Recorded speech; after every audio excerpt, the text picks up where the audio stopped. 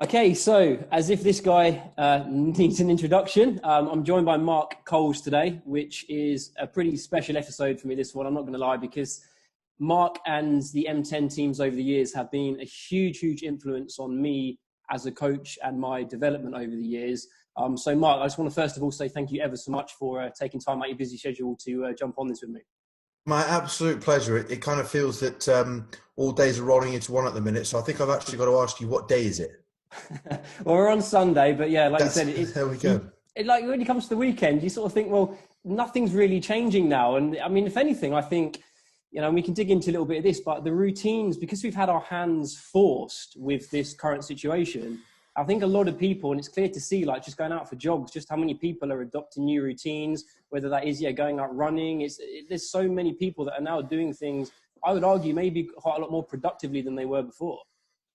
Well, I will actually not argue that, but I will put a kind of counter to that, not in challenging you, but just as an opposing opinion. I've actually just recorded my weekly episode of the Mastery podcast with Dan today. So he was on as a guest for me. And we were talking about the idea that clients normally lose the plot of the weekends with their food and drink. But now they've got 7 days to lose the plot. And because they've got no structure. And they actually don't know how to structure. And one of the things, and if I was on 6 episodes of the different people's podcasts this week, I'd end up saying the same thing. As coaches, our primary role is to not just deliver workouts at this time.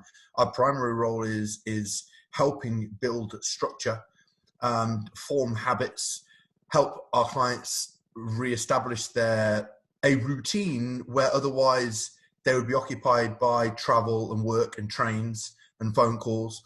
And now, a lot of people are still employed, but they're having to work from home. They've got kids at home. They've got distractions at home. They've got crap food at home.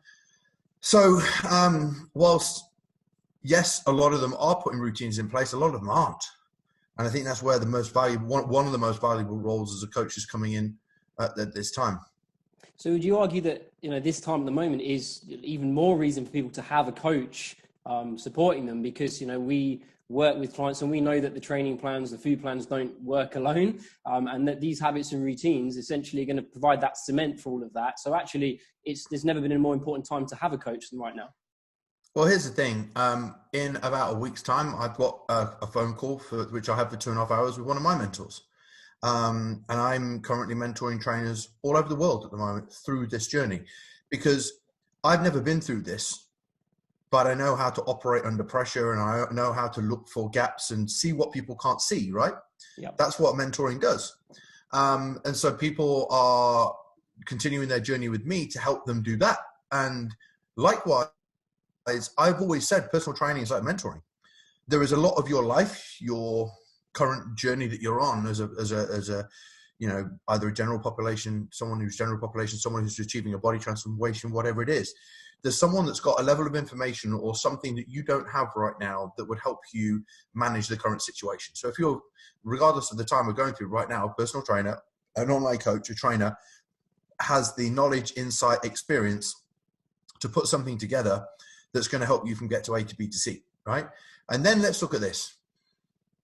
Nutritionists, let me say doctors. Doctors are phenomenal. Nurses are phenomenal. They're doing an amazing job at the moment. But they're not skilled in lifestyle management. They're not skilled, and we know this, in nutrition. They're not skilled in understanding exercise and client behavior, which we're all very skilled in.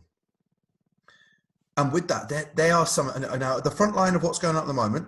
There are incredible, pay huge respect to the doctors, the nurses, people who are doing it coming out of retirement. We've got people that I know who are nurses in training and not earning a penny because they're still in training on the front line. I know that, right? And we all know that. So that's one side of it. But the other side of it, when I say that people are saving lives in hospital, Dan and I were talking about this earlier. There is a lot of people right now who are going to be getting stressed, depressed, fat, unhappy, and unfit because they're at home. I actually sat with my wife last night and I said, a month, right? Let's say a month mentally. Let's all get ready for a month. And then on the news last night, it said this could go on till June. Mm. Now, we're all having to adapt. I said to personal trainers today on a last night on a live call I did, like, we are going to be doing this for a long time. We should adapt to being online coaches now. Forget personal training for a while, adapt to being an online coach now. So with this, to go back to what you originally said, is now a time when anyone needs a personal trainer? Hell yes. I mean, let's look at it. Personal online coaches between 85 and 130, more established coaches charging a lot more, right? That's 20 quid a week.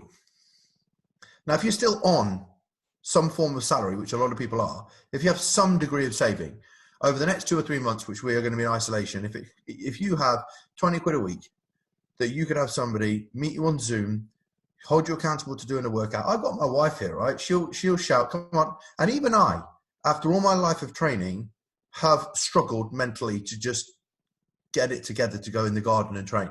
Because I've got a squat rack in the garden and it can't come in the kitchen. I'm going to blooming try if it gets any colder. But, it's a challenge for us all, right? Yeah. And coming up with different stuff to do. Whereas if you are somebody at home with the kids and not really an understanding of training on your own, and you don't know how to make them interesting and varied, if you are in any way, shape or form concerned about the quality of nutrition that you're getting in, or the place that your mindset could enter into, you need some support. You need some support, because to come out of this, it's a very cheap price to pay to come out of this with your body composition, your health, your immune system, your energy, and your mindset intact. Mm. And that's why I've said to so many personal trainers over the last 7 days, of which I've spoke to hundreds, whether it's on multiple calls or whatever it is, reaching different people. And I've just said, let the first week sink in. This is adaptation. This is adjustment. This is going to be a panic phase. This is not a time to kind of, freak out and drop all your clients, but this is a time to get everybody in order, get all your clients retained. And then the next step is to look at, can you bring anybody on board? Can you go out there and help people? Whether or not that's creating a Facebook group, whether or not that's creating a brand new email list, giving something away for free. Can you build your own little tribe of people? Because people are looking for help all the time. And that's why I think that when you look at people at home at the moment, they're not getting good nutrition. They're going out and buying crap food. They feel crap, so they're eating crap. When they eat crap, they look like crap. When they look like crap, they'll feel like crap. True. The point you made about the guys on the front line in the NHS at the moment, I mean, these are the people that, need help more than anybody at the moment. And if we think, what these guys are seeing every day, and if they're in the same position, they're going back to family. And I've heard stories of people going to the supermarkets and there not being enough there. I mean, I'm not sure what it's been like up your way in Nottingham, but certainly down here, there was a big panic for food. And when we look at the stress and overwhelm that these guys are dealing with on a daily basis, these habits and routines and the things we're doing, you could argue they're going to be more important for these people that we need to protect at the moment. Yeah, I think at the moment, I'm actually in London. I live in London. So are you down south? Yes. Yeah. I'm between London and Brighton, West Right. Essex. So I'm in London and we are in quite strict lockdown here. Yep. As I'm sure you are as well. And, from my perspective, I just think that it's a vital time for more education to go out of what people need to be doing. There's very vague guidelines, of the things that you shouldn't do. But inside the house, very little is being shared. What happens inside this place that's four walls that you're going to have a lot of time to yourself. And I've been speaking to coaches this week. And when that Zoom call goes and it's your personal trainer at the other end, the personal trainer, the person that listens to you every day, the online coach, I have said this and I'm going to be very, very honest. There's a lot of personal trainers entering into the online coaching world and offering a huge amount of service, because personal trainers who are highly skilled, and there are fantastic online coaches as well as there are fantastic PTs and average online coaches. But there's a lot of PTs who deliver a high level of value that are entering into this online space, and people are like, wow, already people are starting to call it virtual coaching, not online coaching. Yeah. Because the value that's being given is what we've got right here. We've got face-to-face contact. It's you and me, you know, and I think that, you know, it's one thing me jumping on a call to my dad and saying, how you doing, but my dad's not likely to open up to me, but he'll open up to somebody else. If he's struggling, he'll not let me know. So I think that the fitness industry, the personal training world, the online coaching world, fitness professionals, it's a very underappreciated kind of job, really. You know, it's very underappreciated. I think the work that we do week in, week out, you do, every other fitness professional around the world does, you know, that to me is life-saving, because of how much it helps people through their day, coming to the gym, talking to people, going online, talking to people on Zoom. You know, I think it's going to play a vital role through this. Have you found from some of the coaches that you speak to and that you mentor that this situation, because it kind of has forced the hand to some extent, that a lot of the coaches you've spoken to have, like you said, gone over and above and thrived off of delivering over and above in the online world? Have you found that? There's the initial shock, but from there, how's yeah, I mean, I actually just put together a brand new online coaching webinar last week for the guys in my community. And I was just saying to them, you know, right now, more time than ever, is over-deliver. You know, the over-delivery of the service is so important. But not just that, I'm witnessing coaches not getting back to me during the day because they're on the phone. Somebody messaged me only an hour ago to say, you know, Bud, I'm still getting up at 5 for a 5:30 session with somebody at home. They have to work at 7:30 because they've got conference calls with work, so they're still training them before work, and then they're training people when they finish in the evening. And he said, I'm knackered, but I'm doing these. They would normally come in for 1 to 2 classes a week where there's 10 people in a class, and he's now doing 2 to 3 to 1 on Zoom. Wow. And not only that, he's WhatsApping them, he's emailing them anything that they need. And I think that trainers are delivering 5-10 times the value that what they would originally do. And it's going to be, it's quite clear now to see, and hopefully a lot of personal trainers are going to realize this is what people value. You know, when they're paying for an hourly rate and it's, oh, you pay me for the hour, you don't, you're paying for the service. And this is now very evident that there's a real level of service that's coming out the woodwork because no one wants to lose their clients. Funnily enough, most people in the gym, personal trainers in the gym, they're not, you know, they're not frightened of losing clients. There's always people in the gym. Then you suddenly have a time like now where people are losing clients and there's a massive scarcity. You watch service go up. And if more people lived by a kind of scarcity mentality that my clients won't be here tomorrow, they would deliver this level of service every day, regardless of a pandemic. So would you argue that there's now a time where current online coaches that have been doing this for a while need to step up and raise their game because these coaches are now, like you said, really stepping up and over delivering? The online world is going to become quite saturated after this. Well, the online, there's a lot of people in the first few weeks are going to be really looking after their clients.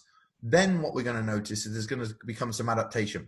In the background, all the entrepreneurs are working away. I know a lot of them. Okay, I know what they're up to. Starting to think about how we can capitalize on this opportunity here right now, starting to drive online clients. People, I said the other day, today, whilst people can't build a physique at home, they certainly can build a better body. You know, you can do fitness, you can reduce your calories. I haven't put an ounce of weight on. In fact, I lost 1.5 pounds last week, okay, and put that back on, right? Just put a bit more food in. A lot of the time when you've got people at home and they're doing these workouts, they're trying to keep themselves motivated. There's no reason why people can't lose weight. No reason. Absolutely. So what we're going to find, I mean, absolutely no reason. You know, I've been to the supermarket. I was stood outside for 10 minutes and then walked straight in. All the shelves and Waitrose were full. Now everything's got back to a level of normality with a bit of queuing. Right? Got salmon, got chicken, got beef. There's a few little things like herbs and spices and those sort of things are a little bit low, but everything's in the shelves. So if you want to, somebody said to me today, can my client was in a calorie deficit still follow a calorie deficit plan? I went, hell yeah. Like I walk out the house, I've got a woodland next to me. I'll go a lap around the woods, up the hill, down the hill, back home. My wife's doing Insanity. I've got a squat rack and some dumbbells at home. And I follow my diet. I haven't actually stepped off my diet apart from a glass of wine over the weekend. So here's the thing. What we're going to notice is there's going to be an adaptation where people realize, oh, whilst there is a pandemic, I'm at home. Now I need a goal. Now I need something to focus on. All right, I've got bands, I've got dumbbells, but I even was thinking at the end of my workout today, I wonder what the bare minimum level of exercise I need to do to maintain my tissue, the bare minimum. And I thought, I wonder whether that, from a study perspective, would be great. If you got me to do 10 bench press, 10 rows, 10 squats, 10 calf raises, 10 bicep curls, 10 tricep extensions. If I did that every day, 7 days a week, from a study perspective, my body weight, would I lose muscle? Would I gain body fat if I kept my diet the same? And then I start to look at this, and there's going to be people who are wanting to experiment. There are going to be people wondering whether they can drop body fat. I think if we're going to be in lockdown for 8 or 9 weeks, people are going to say, well, why don't we just start something? Start working towards a goal. So my point is, at the end of this week, there's going to be an adaptation. People are going to go, okay, this is for real. The reality's kicked in. Let's get back on with our diet. Let's put a few pounds on last week. I've got a guy yesterday, I pulled his calories down because he said, mate, it's still on. It's still on. You know, I pulled his calories down, you know, and he sent me his photos yesterday and showed me what he's doing. So as I said, there's going to be a lot of people that are looking for how we can, you know, increase our business, how we can get more clients. I think it's very, very important at the moment to get communities together, whether it's Facebook groups, WhatsApp groups, and start adding massive value. And then once you get that face-to-face contact where somebody asks you a question, you get them on a phone call and you just start talking about where they're at, there's no reason why you can't say, why don't you join me with online coaching? I'll be in your house twice a week for half an hour. I'll do your nutrition. I'll be support here. We'll work on your strategy with your lifestyle. I've got a lot of strategies to help you with your mindset, keep focused. We've got a goal to work towards. And the person's going to go, how much is that? And they're going to go £25 a week. And you're like, wow. So what I'm saying is that I think that at the moment, we're going to notice this, the kind of entrepreneurial brain start stepping up a little bit and thinking, and I also think that personal trainers that are delivering a high level of service are going to really put a bit of a challenge on the trainers because they're showcasing what service they're delivering to their clients. And the trainers that are under delivering, their clients are going to soon notice that and potentially jump ship. So essentially using the platforms to give people as much as they can at the moment within the time restraints they've got, so that when this does blow over, which it is going to blow over, which I think is a very good point to make. So a lot of people are like, oh my God, is it going to go on forever? Yeah, but of course it is. Of course it is. Use this as an opportunity to help as many people when they need it most. And then when everything returns to normality and those people are ready to invest, you're going to be the first person that they think of. 100%. I mean, I've got one of my guys in Cork in Ireland. He, a lot of his personal training clients didn't want to continue. We re-engaged about 5 of them. He got himself on the local radio. He's got himself with the local schools. He's got himself with the local community. And he's ended up getting 300 people in his Facebook group. Never had a Facebook group before this. Never had one. Amazing. Right. I've actually got a couple on my business mastermind at the moment. They, off their own back, started their Facebook group. Well, they had it, but they dragged a load of people in. And they are taking donation payments for their classes and made 800 quid last week. Wow. Right? So there's a lot of people thinking, this is my point. A lot of people thinking, okay, like I've got a lot of people on my email list and I've been building that for years, right? Now, even right now, I can support that email list. I can get them all into a community. I can start serving them. I mean, my podcast, you know, it's the perfect way. You know, right now, people are starting podcasts. You're doing a great job. You're educating, supporting, and advising people. This community, once you look at the downloads, will start to grow. And you'll see the amount of people that listen to this.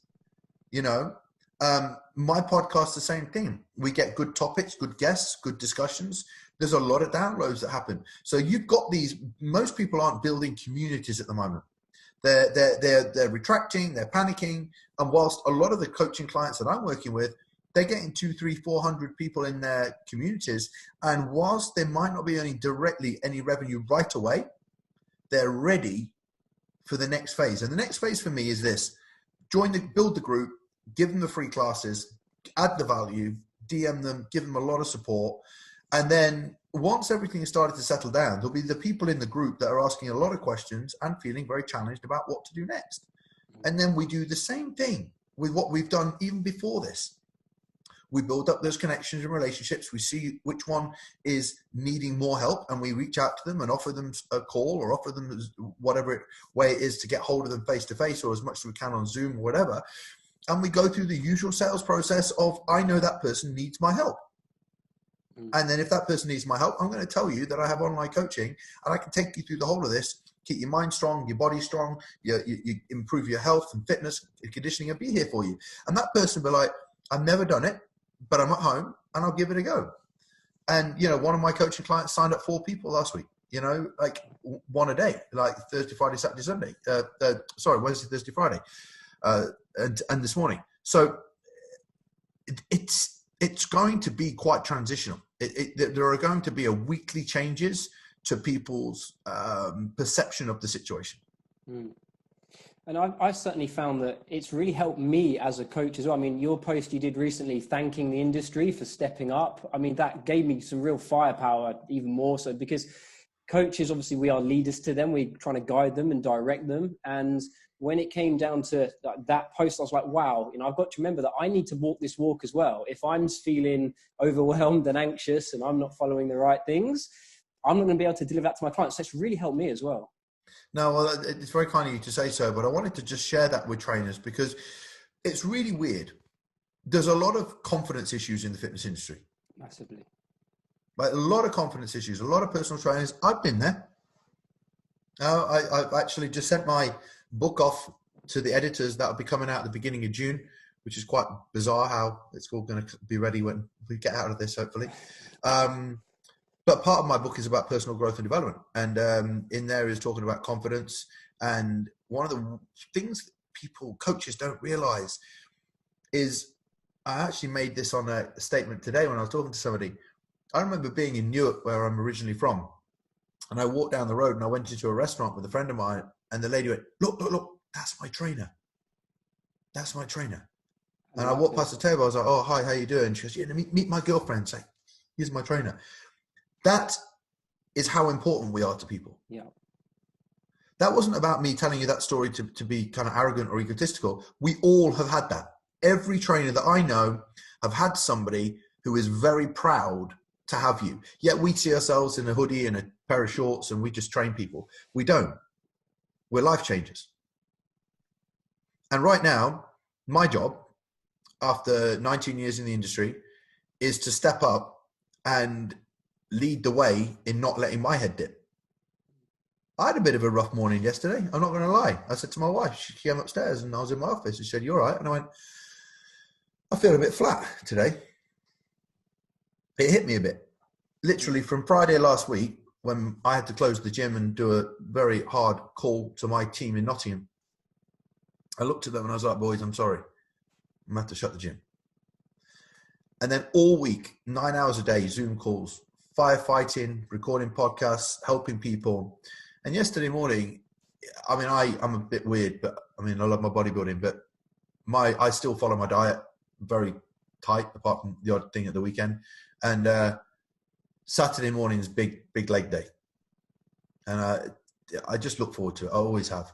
And I have my oats, we go for a coffee, and I just sat there and I hadn't got that yesterday. And we kind of forget how big the gym is to our world. And we forget how, as much as our clients don't necessarily love the journey of getting in shape, when they come to see their personal trainer, it will never run, flat. People will always love coming to see their personal trainer. And when we realize that, that's when we realize how freaking special we are to people. That 40, 50, 60 pound an hour, that 100, 150 pound a month that people pay us, we underestimate how important we are to people. And I think when I did that video, I literally come off a good few days, quite a long week actually, of helping personal trainers, and a lot of crying. Not going to lie, a lot of voice notes, a lot of crying, I've lost my business, I've lost everything. And I was like, do you know what? There's no downhill. You got to lift your head right back up. We can cry at the end of the week, but we got to go. You can cry at the end of the week. And inside I was dying for them. But I was like, nope, let's go. I'm not taking this right now. You're not made of that stuff. And they were like, yeah, I know. And I know when they did the next voice note in the morning, they were upset again. I was like, hey, let's lift your head up. And that's all of last week. And so the point that we look at when it comes to our clients is at the end of this, Christ, they're going to turn around to us and say, you've been a rock.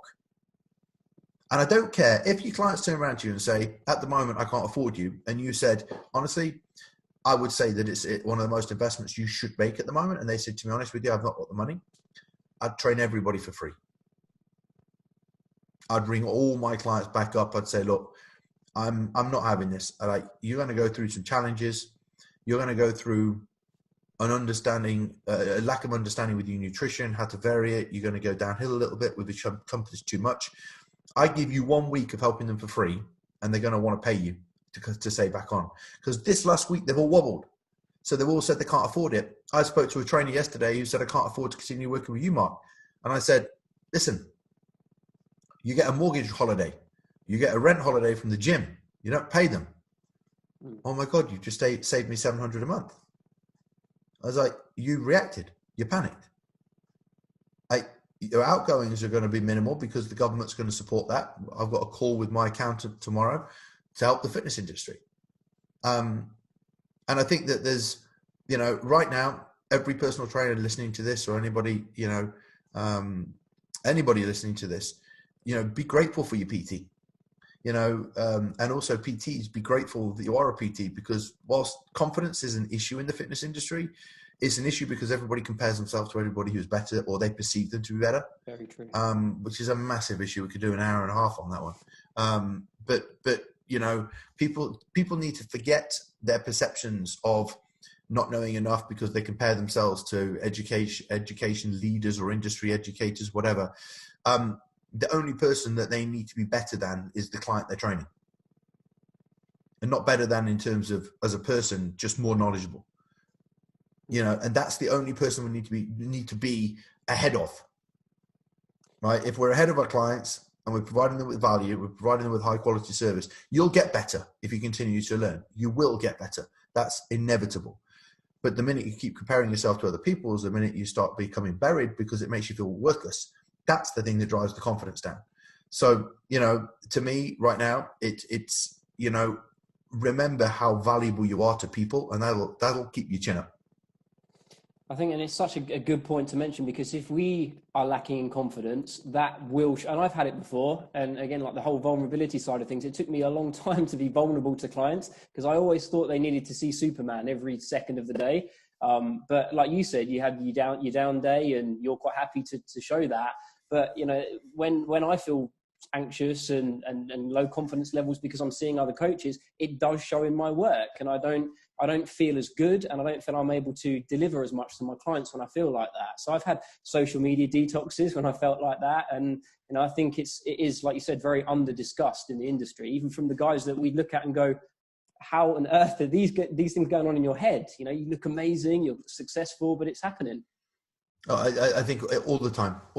I mean, I have developed a very powerful brain, and I still have a mentor to this day, personal development wise. In fact, 2 weeks before all this kicked off, I was in London with her, working on a few other things for myself. And one of the reasons being is that the more clutter or confusion or challenges that my brain faces, the slower I reach my goal and the less of a person I am.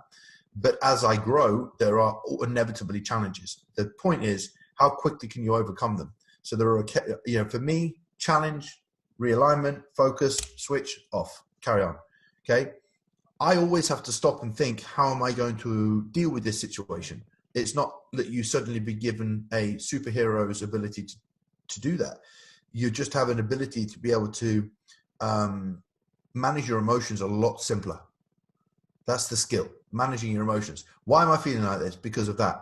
Why has he said that? Because of this. Good, carry on. Most trainers, why has he said that? I don't know. Right, well, that's going to make me feel really anxious now.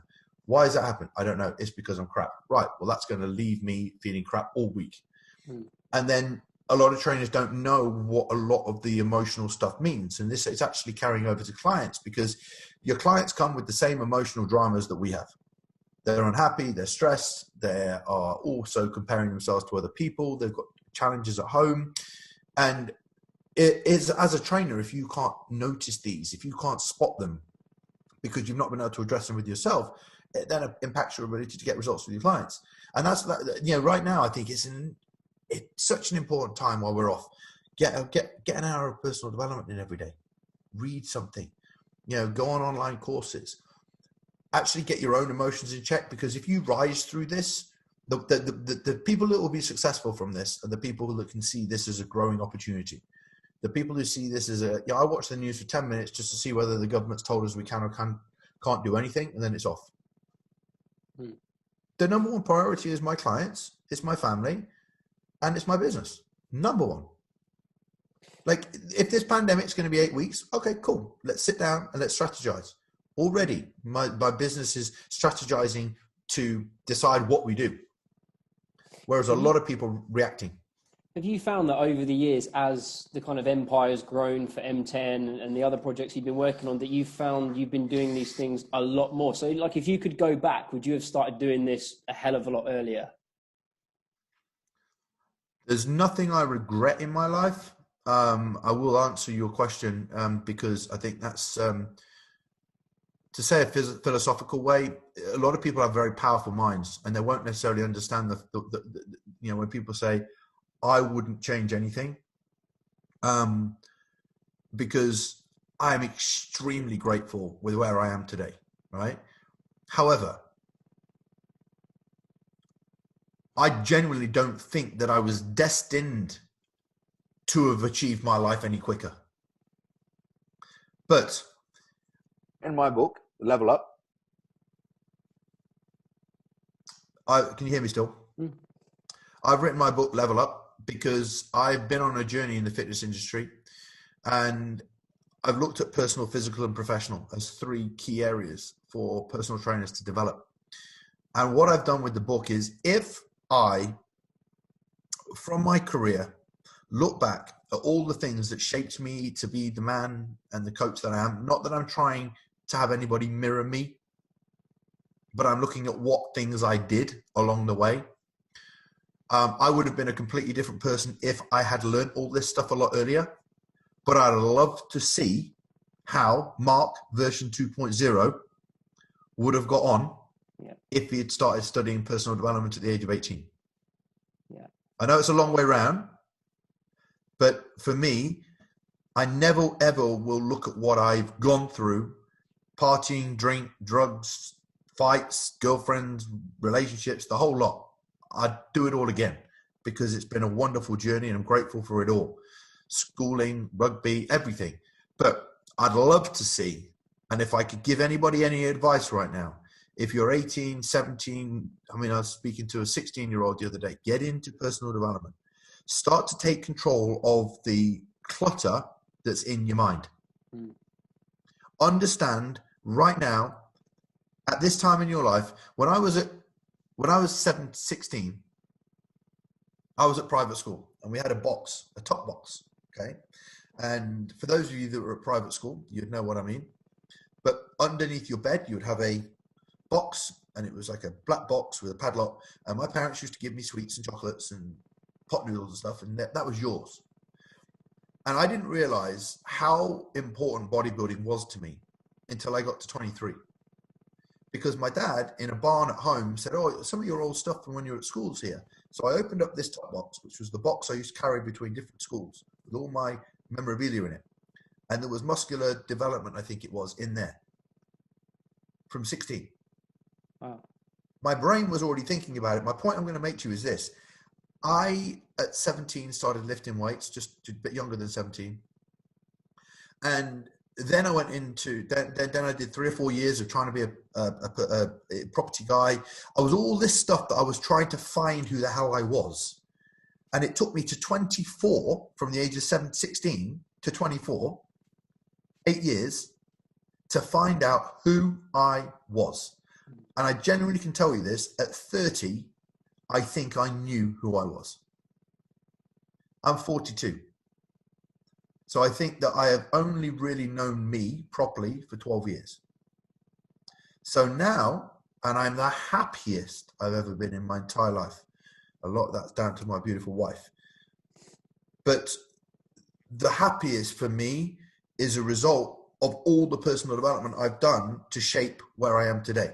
So if I could give anybody any advice, is regardless of whether you think it's hocus pocus or mambo jambo, learning why we make decisions and getting rid of any challenges or perceptions of ourselves. I'm not good enough. I'm not smart enough. I don't have enough this. I can't do that. He's better than me. Da, da, da. All of that. If you could undo, compartmentalize all that and make sense of it and live a life that's truly meaningful to you right now at the age of 18, 19, 20, whatever you are, 23, 24, and live a life that you truly is inspiring to you, I think that you will achieve an incredible amount in your life, as opposed to going through the next 5 or 6 years, avoiding it, trying to become a great coach, trying to learn things like marketing whilst you've still got personal challenges. So my book is basically Level Up is it's the fitness professional's roadmap to achieving excellence. And there's basically a Venn diagram, and in the middle there's excellence, and on the left there's personal, at the right there's physical, and below that is professional. And to me, what I'm always trying to do with a trainer, when I work with a trainer, I'm always trying to work out, where do I think they need to be right now in order to get where they have told me they'd like to get to? Because I never tell a trainer to get somewhere. I always listen, where do you want to go? Because if I tell you where you should go, you're living your life according to what I think you should do, which actually is where a lot of people go wrong. They are doing everything that somebody else thinks they should do. So the first thing I'll always identify is, are you living the life that you truly want? And can you tell me exactly where you want to get to in your life? Then we can reverse engineer everything and go, right, now there's like a 60-point check mark list of what you've got to do to get there. But right now, if you think that you're not smart enough or you doubt your ability, let's start there. And that's the thing. Then obviously it's a case of learning more. If you want to be great at building a physique, you got to build a physique, which means you got to get a coach. If it means you want to help people achieve body transformations, you got to do one and then coach people for them. And if you want to build a business, you got to know more about marketing and finance, etc., etc. So to me, it's almost like building this roadmap for a trainer, a fitness professional, and saying, right, you're here, go through my book. And as you go through each stage, you're going to be able to look at a bit and go, I haven't done that.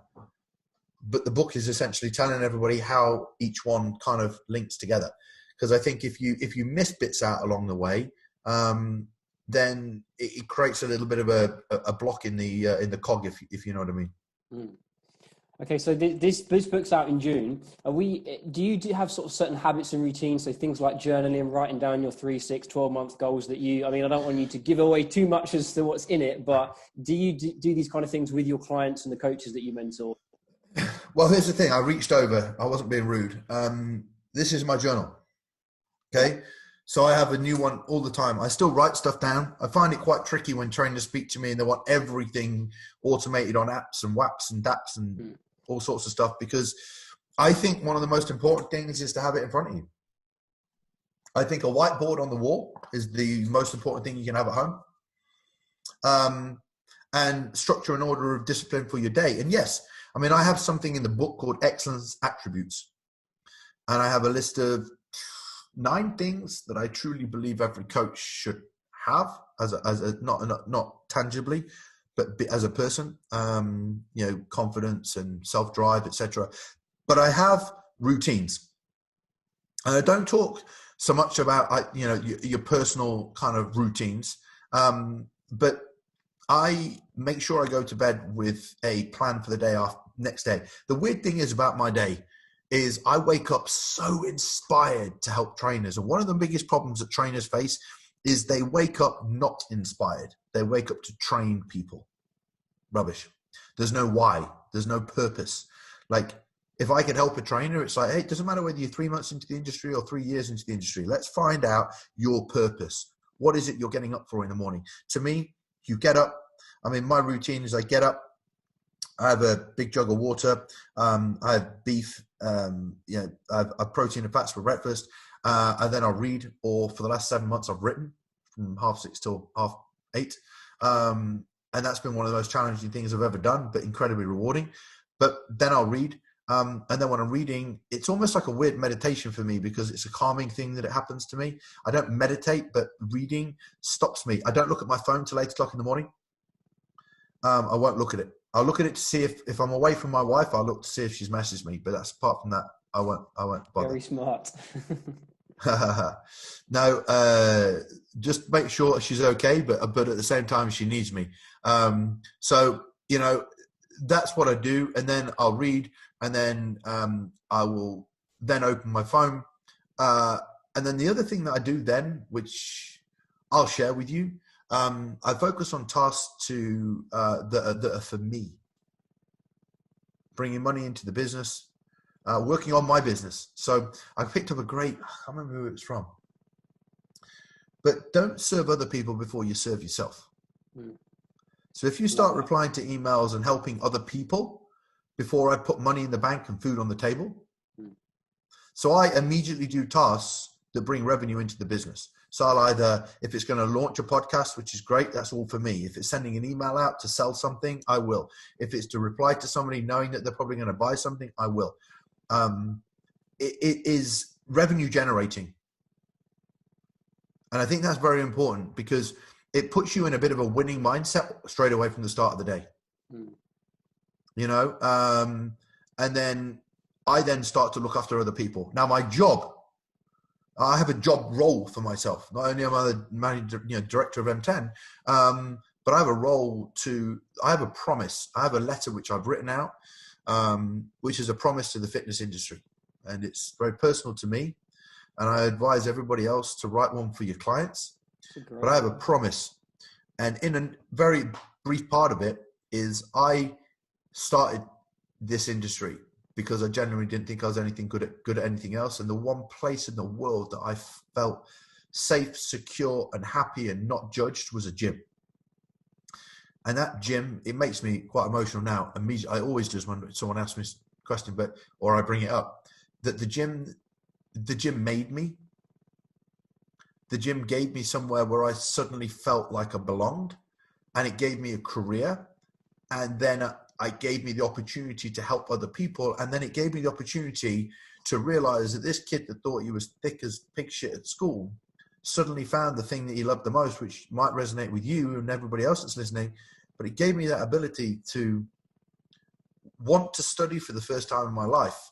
And for the rest of my life, I've dedicated myself to learning, building a body, building a brain, building a business, and now doing the thing that I never thought I'd do in writing a book. And so ultimately, my mission is to ensure that as many people in this industry as physically possible have that same opportunity to have a fulfilling, successful, and happy career like I did. And that's my why, as well as, my wife, our life, and the life that we want to lead. So the thing about waking up in the morning is, waking up and rolling over and being so fired up for your day. And I think we have to do a lot of work to find that and get that deep emotional connection between what we do and how we live. And if we don't have it, we're living quite an uninspired life, and that becomes quite a challenge. So I guess, to sort of simplify it for coaches that may be watching, you find your fuel every morning to get your fire going, to keep doing what you do to the standard you do. But I find it. And I have a personal promises. So I have a promise letter. And I also have an extensive list of standards. I get quite disappointed with myself, and I'm natural. I'm human. If a standard slips occasionally, then I realign myself with them. In M10, we have professional code of conduct for the gym, and we have a coaching standards form. And the guys, we all sit down every 6 months and rewrite them. And then every 3 months we sign them. So we go around the gym, we all sit there and we go, I will walk past every piece of litter that's on the floor. I will not leave anybody waiting at the door for too long. I will make sure I speak to all of the trainers' clients, not just my own. Right? Now, I watched Claridge's, which is one of the most famous hotels in London.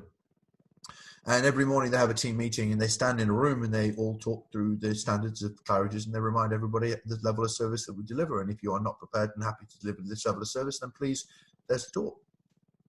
And I don't have to say this to the guys to find the door, but I say, can we all agree on a set of code of conduct and standards that we live by every day? And we have them for M10. that we're very, very proud to live by. And I have them for myself, and one of those is to keep moving forward and keep challenging myself. I mean, I wrote Brand Impact Mastery, which is my business marketing, sales and branding course, and my mentoring community last year. And at the end of it, you naturally go, that was tough building that. And then I went, right, I'll write a book. And so it's that natural kind of progression, like what's next. And I think that goes hand in hand with the kind of mindset of excellence. Is it doesn't have a finish line. It's like, right, what's next. And I think when you live towards high standards, you are always stepping forward. And this goes for PTs, because I didn't achieve a hell of a great deal for a long time. If you look at kind of what I achieved in the industry, but I achieved a great deal in terms of my knowledge. So I did one course. As soon as I got back, I went to look for how much money I could make to go on the next course. Could I put my prices up? What does that bring me? Not a nice car or a house. It brought me another course. Great. Dumping another $4,000 on a course and a flight. Bang. Come back from that course. That inspired me to do the next course. Done. Next course. So to me, you can have personal standards as a personal trainer. They don't have to relate to being an industry educator. They can be standards to being an incredible PT. Mm. And the short of it is, success leaves clues. We've had our mentors over the years. You've been one of mine. And I just think it's so great you've got a book now, because we can absorb that every single day, bit by bit. But yeah, success does leave clues. And I remember distinctively at M10 seeing those rules on the wall, and just simple things simple to a lot of people, but a lot of people don't practice it. The cleanliness of the gym, the tidiness, everything being spotless, everything in its place. And as much as those things may not seem like much to some people, would you argue that actually they are some of the most important things? Yeah, I mean, I'm not happy at the moment, and the guys know this at the gym. I'm not happy. It's not that I'm not happy with them, but the gym needs decorating. And just before this pandemic, it was supposed to be decorated. I want it glossing up. I mean, it costs us a lot to keep the gym to the standard that it is, and we've just lapsed a little bit in decorating. But that's not due to our fault; it's due to the bloody pandemic. But there's a few things that we need to do to keep up with our standards. And I think a lot of personal trainers, and here's the thing, just a quick note on this. You can work in Pure Gym, you can work at Fitness First or whatever. You can still have your own brand standards working for somebody else's brand, because you are your own complete brand. And I will also say this. I know you said very kindly about me being a mentor to a lot of other people, you included. But guys, I've had so many mentors. After every seminar I did with Charles Poliquin, I pay him nearly $300 to sit down for an hour. He would always say at the beginning of a seminar, anybody want a brain picking fee at the end is $300 or $250. I'd pay it. Go and get some money out and sit with him. I would ask the most random questions. How do I add muscle? You just take the piss out of me for not eating enough food. How do I do this? How do I do that? And every single time he helped me progress my business and my brand. I mean, that guy, God rest his soul, has helped me more than you could ever imagine. And he wouldn't know this now. He would, if I told it to him, but just his natural presence and aura and ability to tell you how to just stop buggering about and get on with it. You look at somebody and go, he's done it. He's not bullshitting. Do it. And when we have a mentor, often they can just see things in you that you can't see yourself. And what we need to do more often is shut up and just do what people say who know that we need to do it. And that's one of the biggest things. I'm not saying that's the way that we run M10. What I'm saying is that as a collective unit, there are things that Dan, director of PT, myself, and the senior coaches have done well, and the younger trainers will watch. And the speed that a personal trainer grows and develops at M10 is incredible, right? Because they join and they're around excellence. Not to the point that we think we are better than anybody else, by the way, Matt, right? Dan and I both sing on the same hymn sheet. We're not the best. We're M10. We won't say we're better than anybody else. We just have our own way of delivering what we deliver, and we then therefore hope that it's perceived in the way that we present it. That's branding. If I say, well, by the way, we're the best, but we deliver very mediocre coaching, that's a gap between what we say we do and what we deliver. But if you actually allow the brand and the perception of what people see to do the talking, our results, the cleanliness of the gym, the delivery of the education, our personality, the quality of products and services we put out. That's what people need to do more of. Shut up saying how good you are and just show me how good you are. Simple. It's so simple. And if people did more of that, there's not enough trainers getting results. There's not enough trainers delivering high professional coaching. There's not enough trainers who are full of their diary, having a full diary. And if there were, they'd be a lot happier, because I did not fill my online coaching diary to over 50 online clients by doing the most modern marketing strategies. I just put more results out than most people. So if people are looking for the quick fix to build their business, it's a lot of what we discussed towards the latter end of the podcast. And I guess, I mean, I won't keep you too much longer, but essentially you're kind of creating your own scale rather than saying this is where I sit on a scale. Like I'm either the best or I'm here. It's like, no, this is us. This is our standard. Take it as you wish. But the fact that you've got coaches from all over Europe coming to your seminars is obviously, speaking volumes for that. Well, I think in the last seminar, we had a guy from Colorado going to fly in. Wow. We had a guy from Singapore who was going to come in. And then we had a guy, we had Germany, Netherlands, Sweden, Ireland. And here's the thing. I will say that, I'm very proud to have been able to, with the brand and the support of my team, get to the point where people are traveling to come and learn from us. But it's taken time. And that's one thing that I'll never tell a trainer that I can, I can give you stuff to work on now that will help to develop that. But there's a great book by Matthew Syed called Bounce. And he talks about the length of time it takes someone to become highly skilled or develop a level of expertise. And his science has proven it's a minimum of 10 years of relentless pursuit at the thing that you do every freaking day. Beckham, every freaking day. Ronaldo, every single day. What's his name? The tennis player, Federer, every single day. Tiger Woods, every single day. So when you're practicing mediocre, you won't become excellent. When you practice excellence, then you get a chance of developing, not just in search of the expert status, but the repetition of excellence brings you towards that level of expertise. And that's why I think it's so important to learn from others, travel. If I could do something again and again and again, I've spent nearly 100,000 on my education and more, and I'd do it all again. I would have no problem to do that again. This year's more. I probably spent $7,000 this year already on either mentoring or courses or flights or whatever it is, and I'll continue to do that. And I think it's important kind of, trainers worry about how much things spend. I spend just shy of $1,000 on 2 hours of a phone call with my mentor. So that when people kind of go, what, you do that? I said, every time I've grown, I've spent more on the mentors that I have. And they're like, what? I'm like, yeah, but if I showed you how that's actually paid off financially for me, you'll understand why I don't see that as a cost. Investment. And every time I paid Charles Poliquin $250, $300, it was an investment. And I think that's where trainers kind of go wrong. It's like if I can read as many books, if I can do as much kind of online courses as I can, I'm going to do well. Get to the horse's mouth. I've said this in my book. I've said, get a coach, travel, get out of this country. See everybody in the country that you need to see and learn from, but get out of the country. Go and travel. Traveling makes a man of you, excuse the pun, for women as well. Makes you more worldly. Sitting in a hotel for me in Texas, sitting in a hotel in Arizona, sitting in a hotel in Sweden where I don't know anybody, that's the shit that makes you.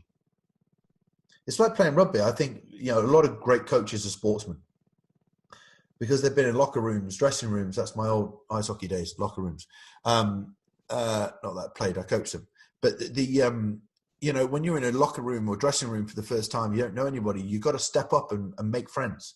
And it's these challenging environments that make you grow. Sitting in a seminar where you don't know anybody. It's easy to sit on an online course. Easy to sit on an online course and say you've done the course and tick the box. Stop hiding behind your computer. Learn on computer, but then get on a bloody plane. Sit in a conference. I was about to go to San Diego to do a marketing conference conference with a friend of mine the other week, before this. There have been 1,000 people there. You're forced to network. You're forced to meet people. And I think that's very, very important as well. But Matt, we could, with me, I said to you, I've got to get done just after 7. But I love this industry. I love knowing that I've got other coaches at the other end of this that I'm hopefully making an impact on. And if I get on a roll, I won't stop. I've got texts going down here. My brother and sister and my mum are trying to get me on house party, but I love them dearly, and I'll be on the call as soon as I can. But I have this, which is an incredible passion of mine. Well, look, I won't keep any longer, Mark, but look, I just want to say how much of a massive influence you have been on me and the teams you've had. I don't want to obviously take anything from the teams you've had working for you. Certainly when I attended the courses, James Sutton, Callum, of course, Danny as well. The teams that you have built from M10 have been a huge influence. And that has allowed me to coach the clients. I'm nowhere near where I want to be. We're all work in progress, of course, but that's allowed me to get to a point now where, I feel confident in myself as a leader. And I didn't think, honestly, hand on heart, that I'd be able to message you and be sitting here in front of you and be able to say that to you. But that is because, like you said, I sat in the middle of an M10 cinema in Nottingham, where I'd never been, in the middle of lots of bodybuilders that are 5 times the size of me, initially feeling really intimidated like a fish out of water, but then just zoning into what you teach and then following on from there. It's just been absolutely golden. Well, that's very, very kind of you, very kind words. But I'll say this. The most challenging of environments that we go in our life, you will always grow from them. And I think that is so important to understand, that most people fear going to seminar because they look stupid, coming to M10 to do a practical weekend because they're going to look stupid. That's the opposite way you need to think. The way you need to think is growth mindset. Read Cara Dweck's book, Mindset, right? Growth mindset is, I'm going to go to this seminar. I'm not going to know everybody, but hell, I'm going to know a lot when I come out. I hired Milos Sarcev as my first coach to take me to bodybuilding stage. Yeah. Terrified. And then I had him over to do seminars. I went over and posed with him in Serbia. I was like, oh my God, every single time. But if I hadn't challenged myself at that level, I would have never done the things that I've done. So I think for any coach listening to this right now, just do it. Challenge yourself. Do those uncomfortable things, because I've never done anything uncomfortable and not grown from it. So the most beneficial things you'll find outside the comfort zone. Well, they say, and we'll leave it on this, I think is a great way. The cave that you fear to enter houses the treasure that you seek. Love it. So if you go into a cave and you're frightened of going in there, the treasure that you're looking for, it's in there. So it's a great Irish saying, and it's is it Irish saying? I think it may be, it's something that I talk about in my seminars all the time. At the end of the day, there is a cave, and it is frightening in there. Coming to seminars is frightening, but there's always the answer to a question in there. Thanks for that, Mark. I've now got to remember someone else to credit every time I steal that and use it with my clients. Well, if you put it in the internet, you'll see who the person actually is credited. So it's not me that's got it. But thank you very much for having me on. It's absolute pleasure, and thank you for your very kind words. And I just hope that if there's one trainer that's listened to this and it's had an impact in your career, then it's a good Sunday. Well, there's already one here, but Mark, honestly, thank you ever so much. I really appreciate your time, thank you ever so much for coming on. Listen, guys, if there's anybody that just doesn't know of me or wants to find out about me, just head over to Mark Coles M10 on Instagram. Everything's there. It's the #1 place to go to see what I do. And look out for my book, Level Up, that's going to come out in June. So well, thank you again, Matt. I really appreciate it. I'll pop all the links below, Mark, and anything I post, so there's direct links to everything. But thank you ever so much, and enjoy the evening with the family. Thank you very much. Take care.